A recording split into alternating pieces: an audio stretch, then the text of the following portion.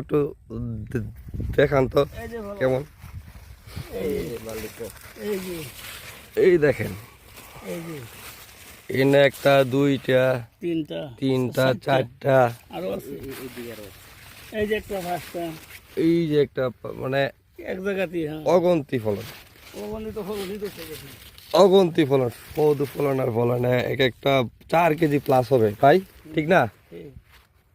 যদি এদিক দিয়ে মানে দেখা যায় একটা ব্যাটের ভিতরে এরকম না, প্রত্যেকটা ব্যাটের ভিতরে এই যে এই যে এই যে দেখেন লাউ, এই দেখেন লাউ, এই যে লাউ, শুধু লাউ আর লাউ। এইদিকে যদি আমরা যাই দেখেন, এই যে লাউ, এই যে লাউ দেখেন, ইডা চাক্কার মতন হয়ে গেছে।